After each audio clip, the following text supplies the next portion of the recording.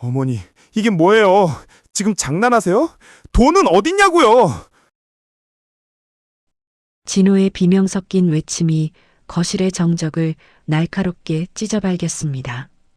빳빳한 서류 뭉치를 쥔 그의 손가락이 경련하듯 떨리고 있었고 그 옆에 서 있던 며느리 미연의 얼굴은 붉게 달아오른 채 경악으로 일그러졌습니다.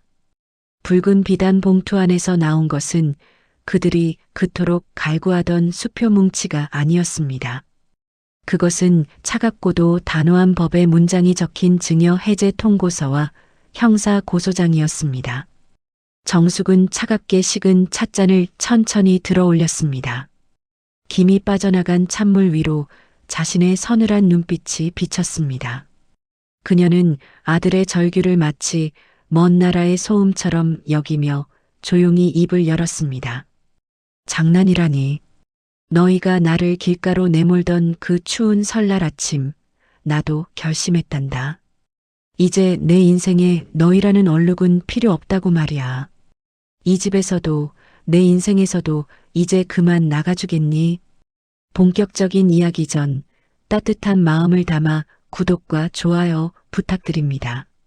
지금 계신 그곳이 어디든 늘 건강과 행복이 가득하기를 제가 진심으로 기도하겠습니다. 어디서 시청 중이신지 댓글로 안부 전해주시면 더 반가울 것 같아요. 그럼 사연 시작하겠습니다. 2026년 2월의 첫날, 서울의 아침 기온은 영하 15도까지 떨어졌습니다. 창밖에는 성해가 하얗게 피어올라 세상과의 경계를 지우고 있었습니다. 강정숙은 새벽 4시부터 일어나 뽀얀 사골 국물을 우려냈습니다.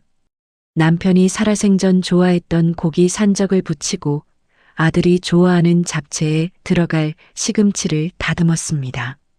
고소한 참기름 냄새가 온 집안을 가득 채웠지만 정숙의 가슴 한구석은 왠지 모르게 서늘했습니다. 사실 정숙은 알고 있었습니다. 이번 설날 자식들이 찾아오는 목적은 따로 있다는 것을요. 며칠 전부터 아들 진호는 전화를 걸어와 사업이 망하기 직전이라느니 이 아파트 명의만 자기 앞으로 돌려주면 담보대출을 받아 재개할 수 있다느니 하며 떼를 썼습니다. 정숙은 그럴 때마다 못 들은 척 전화를 끊었지만 명절 아침까지 이어질 그들의 탐욕을 피할 길은 없었습니다. 8시가 조금 넘은 시각, 현관문 잠금 장치가 거칠게 눌리는 소리가 들렸습니다. 띠띠띠띠 쾅. 문이 열리자마자 들어온 아들 진호와 며느리 미연은 인사도 없이 거실로 들이닥쳤습니다. 진호의 얼굴은 며칠 밤을 새운 듯 췌장빛이었고 며느리 미연은 화려한 모피 코트를 입었음에도 눈빛만은 굶주린 짐승처럼 날카로웠습니다. 엄마, 내가 말했지? 오늘까지 결정해줘야 한다고. 지금 사채업자들이 내 목을 죄고 있어. 이 집 명에 넘겨주는 거, 그거 어려운 거 아니잖아. 어차피 나중에 다 내 거 될 건데 미리 좀 쓰자고. 정숙은 묵묵히 떡국 그릇을 식탁에 놓았습니다. 김이 모락모락 나는 떡국 위로 정갈하게 올린 지단이 파르르 떨렸습니다. 일단 앉아서 밥부터 먹자꾸나. 오늘 같은 날 무슨 그런 험한 소리를 해. 세배도 하고 떡국도 먹어야 복이 들어오지. 복? 지금 돈이 없어서 길바닥에 나앉게 생겼는데 무슨 놈의 복이야. 어머니, 정말 너무하시네요. 우리 진호 씨 죽는 꼴 보고 싶어서 그러세요? 이 낡은 아파트 한 채가 자식 목숨보다 소중하냐고요. 며느리 미연이 식탁에 차려진 나물 접시를 거칠게 밀쳐냈습니다. 접시가 바닥으로 떨어지며 챙그랑 소리를 냈습니다. 정숙은 바닥에 흩어진 나무를 물끄러미 내려다보았습니다. 평생을 시장에서 나무를 팔아 키운 아들이었습니다. 손가락 마디마디가 굵어지고 지문이 닳아 없어질 정도로 고생해서 가르치고 장가 보냈더니 이제는 제 애미가 머무는 마지막 보금자리마저 빼앗으려 들고 있었습니다. 갈등은 순식간에 임계점을 넘었습니다. 정숙이 끝내 침묵을 지키자 아들 진호는 이성을 잃고 정숙의 팔을 잡아 끌었습니다. 안 되겠다. 엄마, 밖이 얼마나 추운지 좀 봐봐. 우리가 지금 느끼는 절망이 그 정도야. 나가서 머리 좀 식히고 와. 명예 넘겨주겠다는 소리 하기 전까지는 이 집 문 안 열어줄 줄 알아. 진호는 정숙을 현관으로 밀어냈습니다. 68세의 노모가 아들의 힘을 당해낼 리 없었습니다. 정숙은 외투도 걸치지 못한 채 얇은 누비 저고리 차림으로 복도로 튕겨나갔습니다. 며느리 미연은 정숙의 구멍난 양말이 보기 싫다며 신발을 복도로 툭 던졌습니다. 어머니, 잘 생각해 보세요. 자식 앞길 막는 부모가 무슨 부모예요? 대답 들고 오기 전까진 들어올 생각 마세요. 쾅! 무거운 철제 현관문이 닫혔습니다. 복도의 센서 등이 잠시 깜빡이다 꺼졌습니다. 어둠 속에서 정숙은 자신의 거친 숨소리만을 들었습니다. 복도 창문 틈으로 들어오는 칼바람은 날카로운 면도날처럼 피부를 베고 지나갔습니다. 정숙은 곱은 손으로 현관문을 두드렸지만 안에서는 아들과 며느리의 고함 섞인 웃음소리만 들려올 뿐이었습니다. 정숙은 멍하니 신발을 신고 아파트 단지 밖으로 걸어 나왔습니다. 명절 아침이라 오가는 사람 하나 없는 한적한 길가, 정숙은 벤치에 앉아 가슴을 쥐어짜며 흐느꼈습니다. 살갗을 파고드는 추위보다 방금 자신을 밀쳐낸 자식의 손길이 더 차갑게 느껴졌습니다. 여보, 내가 자식을 잘못 키웠나 봐요. 우리가 어떻게 산 세월인데. 그때였습니다. 코트도 없이 떨고 있던 정숙의 주머니 속에서 진동이 느껴졌습니다. 낡은 휴대폰 액정에는 정남수 변호사라는 이름이 떠 있었습니다. 정 변호사는 남편이 세상을 떠나기 전 남양주에 있던 아주 작은 시골 땅 하나를 관리해달라고 부탁했던 고향 후배였습니다. 정숙은 떨리는 손으로 통화 버튼을 눌렀습니다. 여보세요. 정 변호사님, 형수님, 새해 복 많이 받으십시오.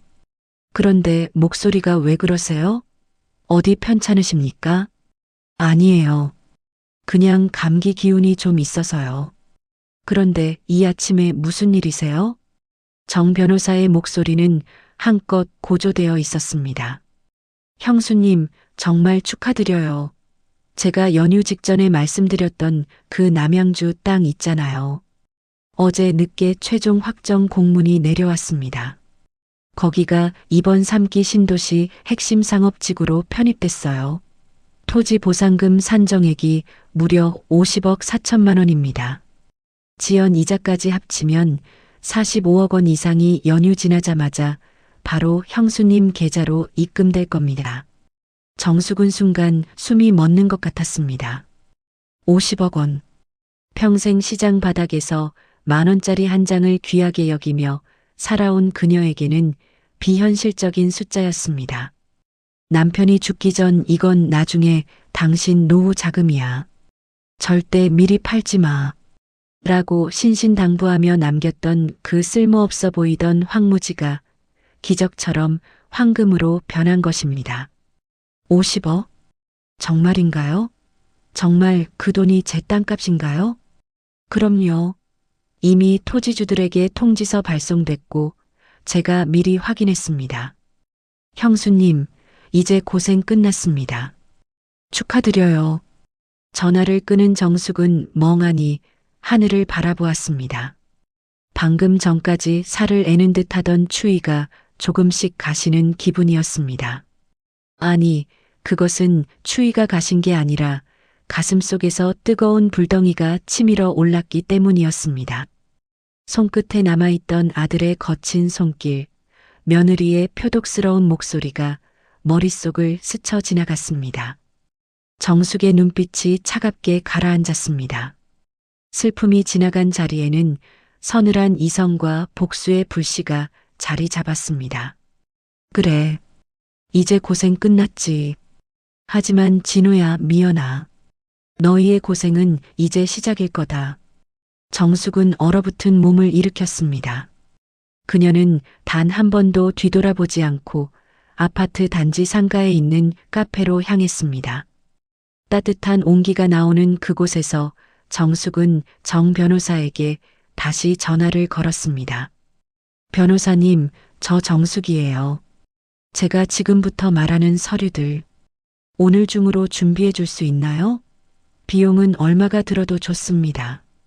제 아들이 저를 집에서 내쫓았습니다. 이 사실을 바탕으로 제가 이전에 그 아이에게 해줬던 모든 경제적 지원을 회수하고 싶습니다. 정숙의 목소리는 더 이상 떨리지 않았습니다. 그것은 50억 원이라는 자본이 주는 힘이기도 했지만 자식에 대한 마지막 정을 끊어낸 한 인간의 독한 결의이기도 했습니다. 시청역 인근의 조용한 찻집, 정숙은 정 변호사가 내민 두툼한 서류 뭉치를 돋보기 너머로 찬찬히 읽어내려갔습니다. 종이 가장자리에 박힌 법무법인의 직인이 오늘따라 서늘하게 빛나고 있었습니다. 정 변호사는 따뜻한 대추차를 정숙의 앞으로 밀어주며 나직한 목소리로 말을 꺼냈습니다. 형수님, 남양주 토지 보상금 50억 4천만 원은 이제 확정입니다. 연휴가 끝나고 구청과 토지주택공사에 서류만 접수하면 2주일 내로 입금될 거예요. 하지만 지금 더 급한 건 아드님 문제입니다. 형수님이 3년 전에 아드님 사업 자금으로 대주셨던 5억 원, 그때 제가 효도 계약서 써두라고 신신당부해서 받아두었던 거 기억하시죠? 정숙은 고개를 끄덕였습니다. 당시 아들은 엄마 나 믿지? 이거 빌려주면 내가 죽을 때까지 엄마 모실게. 라며 큰 소리를 쳤었습니다. 정 변호사는 혹시 모를 상황에 대비해 부모를 학대하거나 부양 의무를 저버린 경우 증여한 재산을 즉시 반환한다는 조항을 넣은 공증 서류를 만들어 두었었습니다. 그 계약서가 이제 칼이 될 겁니다. 오늘 아침 형수님을 추운 날씨에 강제로 내쫓은 행위는 명백한 부양 의무 위반이자 학대입니다. 제가 지금 바로 준비할 서류는 3가지입니다. 첫째, 효도 계약 위반에 따른 증여 재산 5억 원 반환 청구. 둘째, 현재 거주 중인 아파트에 대한 불법 점유 퇴거 명령. 셋째, 형사 고소를 위한 접근 금지 가처분 신청입니다. 정숙은 찻잔을 쥔 손에 힘을 주었습니다. 손등 위로 툭 붉어진 정맥이 미세하게 떨리고 있었습니다. 50억 원이라는 거대한 자본이 주는 든든함보다 자식을 법의 심판대에 올려야 하는 어미의 참담함이 더 컸습니다. 하지만 그녀는 곧 마음을 다잡았습니다. 아침에 자신을 밀치던 아들의 그 벌건 눈등을 떠올렸습니다. 변호사님, 서류 준비해 주세요. 그리고 한 가지 더 부탁이 있습니다. 그 아이들이 스스로의 입으로 자신들의 죄를 자백하게 만들고 싶습니다. 그래야 나중에 딴소리를 못하겠지요. 정 변호사는 정숙의 코트 주머니 속에 작은 녹음기를 넣어 주었습니다. 이걸 켜두고 집으로 돌아가세요. 그들이 형수님께 던지는 폭언, 명의를 강요하는 협박, 그 모든 것이 법정에서 증거가 될 겁니다. 형수님, 이건 복수가 아닙니다. 형수님의 남은 인생을 지키는 정당방위입니다. 정숙은 찻집을 나서며 차가운 겨울 공기를 깊게 들이마셨습니다. 이제 그녀는 더 이상 비바람에 흔들리는 낡은 고목이 아니었습니다. 자신의 뿌리를 지키기 위해 가시를 세운 장미처럼 그녀의 눈빛은 서늘한 지성으로 번뜩이고 있었습니다. 정숙이 다시 아파트 현관문 앞에 선 것은 오후 2시 무렵이었습니다. 비밀번호를 누르는 손가락이 단단하게 고정되었습니다. 띠띠띠띠 경쾌한 알림음과 함께 문이 열리자마자 거실에서 낄낄거리는 웃음소리가 새어나왔습니다. 여보, 이거 봐. 이 아파트 팔고 남양주 보상금까지 합치면 우리 강남으로 입성할 수 있어. 어머니가 설마 끝까지 버티겠어? 밖에서 한두 시간 떨다 보면 제발 들여보내달라고 빌면서 도장 찍어줄 걸. 며느리 미연의 목소리였습니다. 정숙은 거실로 천천히 걸어 들어갔습니다. 식탁 위에는 정숙이 아침에 차려놓았던 떡국 그릇들이 아무렇게나 나뒹굴고 있었고 그 자리에는 배달시킨 값비싼 초밥 세트와 와인병이 놓여 있었습니다. 아들 진호는 소파에 길게 누워 텔레비전을 보다가 정숙을 발견하고는 귀찮다는 듯 몸을 일으켰습니다. 벌써 왔어? 엄마, 생각 좀 정리됐어? 괜히 고집 피우지 말고 빨리 도장 찍어줘. 우리도 좋게 좋게 가고 싶다니까? 정숙은 말없이 주방으로 걸어가 찬물을 한 컵 마셨습니다. 목을 타고 내려가는 물이 얼음처럼 차가웠지만 그녀의 가슴 안쪽은 오히려 뜨겁게 타올랐습니다. 주머니 속 녹음기는 그들의 파렴치한 대화를 하나도 빠짐없이 담아내고 있었습니다. 도장 찍어주면 너희는 나를 어떻게 할 거니? 이 집 팔고 나면 나는 어디서 사느냐고 물었다. 며느리 미연이 와인잔을 내려놓으며 다가왔습니다. 그녀의 입술에는 짙은 붉은색 립스틱이 번져 있어 마치 피를 머금은 듯 기괴해 보였습니다. 어머니도 참 우리가 다 알아봐 놨다니까요. 경기도 외곽에 공기 좋은 요양원 많아요. 거기 친구들도 많고 밥도 다 해주는데 뭐하러 이 낡은 아파트에서 고생을 하세요? 어머니가 이 집 명의만 진호 씨한테 넘겨주시면 우리가 그 요양원 비용은 책임지고 낼게요. 이게 다 효도라니까요. 요양원? 그게 효도냐? 내 집 뺏어서 나를 내쫓는 게 효도야? 정숙의 물음에 아들 진호가 짜증스럽게 소리를 질렀습니다. 아, 진짜. 엄마가 살면 얼마나 더 산다고 그래. 지금 우리가 죽게 생겼다니까? 이 집 명에 넘겨주는 게 그렇게 아까워? 내가 엄마 아들이잖아. 엄마 죽으면 어차피 내 건데 그걸 좀 당겨서 쓰겠다는 게 무슨 큰 죄냐고. 진호는 정숙의 앞에 서서 손가락질하며 위협적으로 다가왔습니다. 그의 눈에는 어머니에 대한 존경이나 사랑 따위는 티끌만큼도 남아있지 않았습니다. 오직 돈, 자신의 실패를 만회해줄 그 빳빳한 종이 쪼가리에 대한 갈망만이 가득했습니다. 정숙은 그 순간 확신했습니다. 이 아이는 이미 자신의 아들이 아니라는 것을요.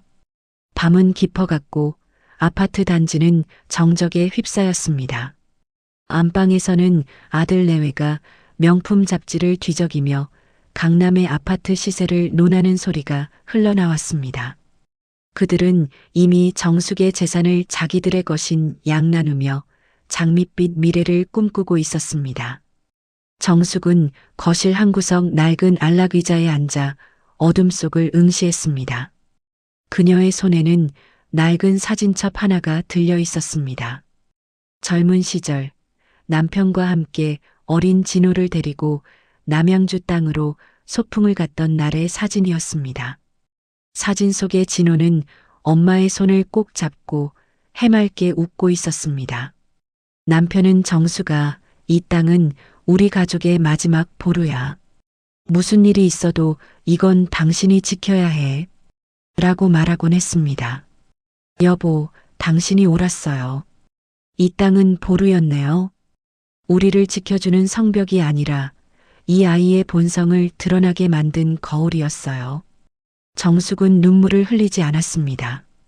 대신 그녀는 정 변호사가 퀵 서비스로 보내준 서류들을 하나하나 정리했습니다. 빨간색 비단 봉투.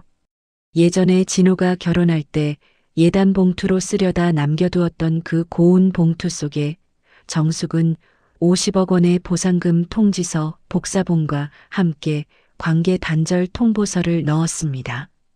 현실적으로 한국법에서 천륜을 끊는다는 것은 불가능에 가깝다는 것을 정숙도 잘 알고 있었습니다. 하지만 효도 계약 위반으로 증여한 돈 5억 원을 회수하고 이 아파트에서 퇴거시킨 뒤 접근 금지를 신청한다면 그것은 실질적인 사형 선고나 다름없었습니다. 사채업자들에게 쫓기는 진호에게 그 5억 원의 반환 채무는 목을 죄는 밧줄이 될 것이었습니다. 새벽 4시 정숙은 자리에서 일어나 마지막으로 떡국을 끓였습니다. 이번에는 자식들을 위해서가 아니었습니다. 평생을 희생하며 살아온 자기 자신에게 주는 마지막 위로의 성찬이었습니다. 보글보글 끓는 소리가 정적을 깨우고 고소한 냄새가 거실에 퍼지자 냄새를 맡은 며느리 미연이 기지개를 켜며 나왔습니다. 어머 어머니, 떡국 또 끓이셨어요? 이제 마음 정하신 거죠? 어제 진호 씨가 너무 소리 질러서 서운하셨을 텐데 다 우리 잘 되자고 그러는 거니까 이해하세요. 미연은 식탁 위에 놓인 빨간 봉투를 발견하고는 눈을 반짝였습니다. 어머, 이게 뭐야? 설마 벌써 서류 준비하신 거예요? 진호 씨 일어나 봐. 어머니가 세뱃돈 준비하셨나 봐. 잠결에 뛰쳐나온 진호와 미연이 식탁 앞에 앉았습니다. 정숙은 정갈하게 담긴 떡국 2그릇을 그들 앞에 놓아주었습니다. 그리고 그 옆에 차갑게 식은 빨간 봉투를 내려놓았습니다. 그래, 먹어라. 이게 너희와 내가 나누는 마지막 식사가 될 테니까. 그리고 그 봉투, 세배부터 하고 열어보려무나. 명절인데 절값은 줘야지 않겠니? 진호와 미연은 서로 눈빛을 교환하며 비열한 미소를 지었습니다. 그들은 이제 모든 것이 자기들의 뜻대로 되었다고 확신하며 바닥에 엎드렸습니다. 머리를 조아리는 그들의 뒷모습을 보며 정숙은 조용히 휴대폰을 꺼내 정 변호사에게 문자를 보냈습니다. 지금입니다. 올라오세요. 거실로 쏟아져 들어오는 이른 아침의 햇살은 잔인하리만큼 투명했습니다. 아들 진호와 며느리 미연은 바닥에 코가 닿을 듯 엎드려 세배를 올렸습니다. 그들의 등 뒤로 탐욕의 그림자가 길게 늘어져 있었고 정숙은 그 비굴한 곡선을 차가운 눈으로 내려다보았습니다. 아침에 끓인 떡국의 구수한 냄새가 거실을 채우고 있었지만 정숙의 가슴 속에는 그보다 훨씬 서늘하고 날카로운 향기가 감돌고 있었습니다. 그것은 바로 오랫동안 참아온 인내의 끝에서 피어난 복수의 향기였습니다. 그래, 내 자식들이라 그런지 절 하나는 기가 막히게 잘하는구나. 자, 어서 일어나라. 여기 너희가 그토록 기다리던 세뱃돈이다. 정숙은 식탁 위에 놓인 붉은색 비단 봉투를 집어 던지듯 내밀었습니다. 진호는 마치 굶주린 짐승처럼 달려들어 봉투를 낚아챘습니다. 그의 손가락이 미세하게 파르르 떨리고 있었습니다. 봉투의 두툼한 무게를 가늠해 보던 진호의 얼굴에 비열한 환희가 번졌습니다. 그는 벌써 이 봉투 속에 자신의 빚 5억 원을 단번에 해결해 줄 수표가 들어있을 거라 확신했습니다. 어머니, 역시 우리 어머니밖에 없어요. 미연아, 너 봤지? 어머니가 이렇게 통이 크시다니까.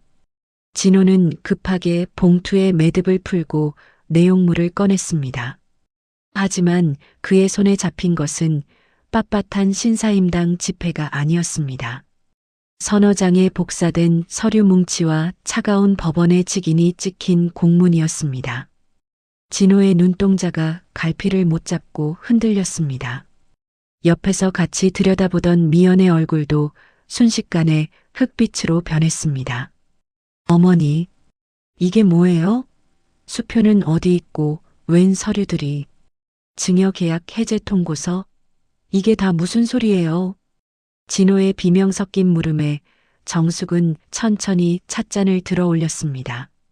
달그락 찻잔이 받침대에 부딪히는 소리가 거실의 정막을 날카롭게 갈랐습니다.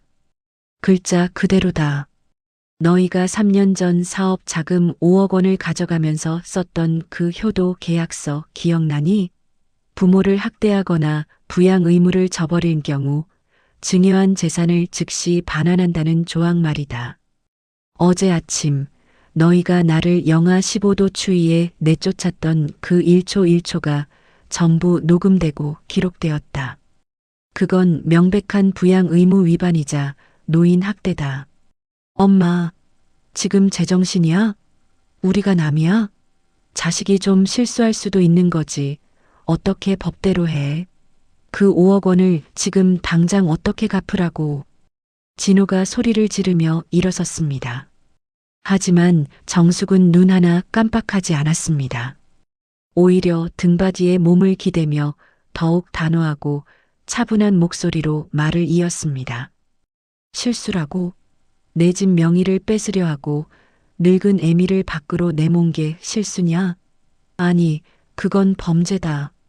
그리고 너희가 그토록 원하던 그 땅, 남양주 땅 말이다. 어제 날짜로 보상금 50억 4천만 원이 확정됐단다. 하지만 그 돈은 단 1원도 너희에게 가지 않을 거다. 너희가 나를 버린 순간 너희는 그 50억 원에서도 이 아파트에서도 그리고 내 인생에서도 영원히 퇴출당한 것이니까. 진호는 미친 사람처럼 봉투 안을 뒤졌습니다.